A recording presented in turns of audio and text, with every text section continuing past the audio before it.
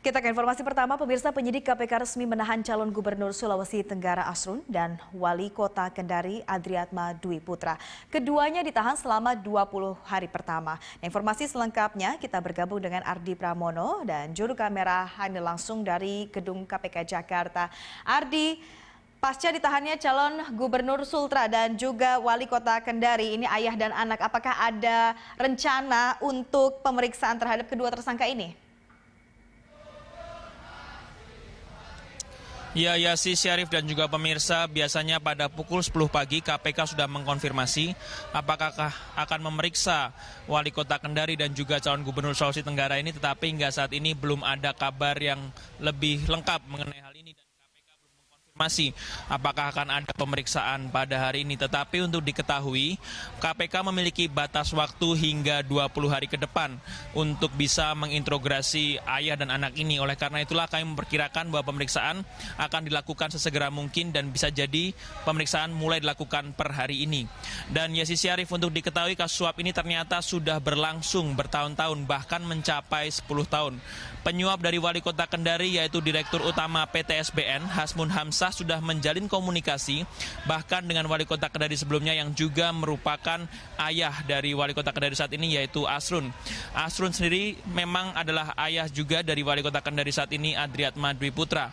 Suap ini merupakan pelicin agar proyek-proyek dari PTSBN ini dapat diloloskan seperti misalnya proyek jalan Bungku Toko Kendari Newport dan juga ada proyek-proyek lainnya. Dan Yasi, Syarif, sampai saat ini KPK masih mendalami proyek-proyek mana saja yang terindikasi oleh kasus korupsi ini. Kasus ini merupakan catatan hitam kesekian kalinya dari kepala daerah yang tertangkap oleh pihak KPK. Sebelumnya juga, Yasi, ada nama Bupati Ngada NTT Marianus Sai yang juga diduga menerima suap untuk melicinkan proyek-proyek perusahaan tertentu di Ngada NTT. Kebanyakan dari mereka beralasan tidak tahu bahwa tindakan mereka tergolong dalam tindakan korupsi. Mereka mengaku menerima uang itu sebagai usaha mengumpulkan dana bagi kampanye mereka selama Pilkada serentak 2018. Ataupun juga pilkada-pilkada lainnya. Tetapi kalau kita lihat lagi, kejadian ini sudah seperti tradisi, di mana calon kepala daerah tertangkap menjelang pilkada karena menerima suap atau dana ilegal lainnya demi memuluskan pencalonan mereka. Selain Asrun tadi, ada juga nama Nyono Suharli yang merupakan calon Bupati Jombang yang juga tertangkap karena masalah yang mirip-mirip atau sama begitu. Menjadi pertanyaan juga, Yasi, kemudian apakah memang sistem pemilu kita terlalu mahal sehingga mendorong terjadinya tindak pidana korupsi? Yasi, Syarif. Ya, Ardi, sudah hingga tahun 2018 mereka bilang tidak tahu bahwa yang dilakukan itu adalah ternyata sebuah kasus korupsi. Nah, ini lucu sekali, pura-pura tidak tahu atau memang benar tidak tahu, hanya dia dan Tuhan yang tahu. Tapi kalau terkait dengan banyaknya calon kepala daerah yang terjerat kasus korupsi, nah ini ada pesan apa yang disampaikan oleh KPK menjelang pilkada dan pilpres ini, Ardi? Iya, Yasi dan juga pemirsa, sebenarnya KPK sudah mengingatkan sebelumnya agar kepala daerah ini berhati-hati dari tindak pidana korupsi. Hal ini disampaikan oleh salah satu wakil ketua KPK yaitu Basaria Panjaitan. Basaria menyesalkan penangkapan Adriatma Dwi Putra yang merupakan wali kota Kendari yang bahkan baru menjabat ini, Yasi, selama kurang lebih 140 hari atau baru dilantik beberapa bulan yang lalu, mungkin sekitar 3 bulan begitu. Dan lagi pula ia juga tertangkap bersama ayahnya Asrun yang mantan wali kota Kendari serta juga calon gubernur Sulawesi Tenggara. Jika kita lihat kembali dari kasus ini, peringatan dari Basaria ini adalah suatu bentuk peringatan dan sekaligus bentuk keprihatinan juga. Fakta kasus ini menunjukkan dua sisi buruk dari demokrasi kita, yaitu politik uang dan juga politik dinasti.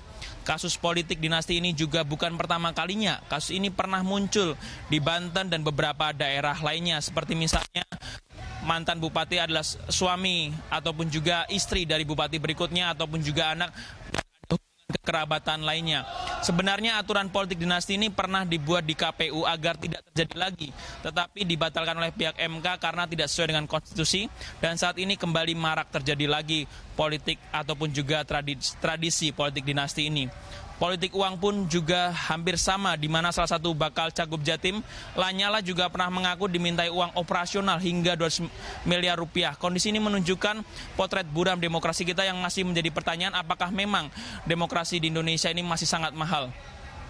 Karena itulah sebelumnya juga melalui juru bicaranya Febri Diansah, KPK juga berharap selain mengingatkan calon kepala daerah ini tidak korupsi, juga berharap agar biaya politik dapat diminimalisir begitu sehingga tidak ada lagi kasus ataupun juga tindak pidana korupsi yang melibatkan calon kepala daerah maupun kepala daerah yang sedang menjabat.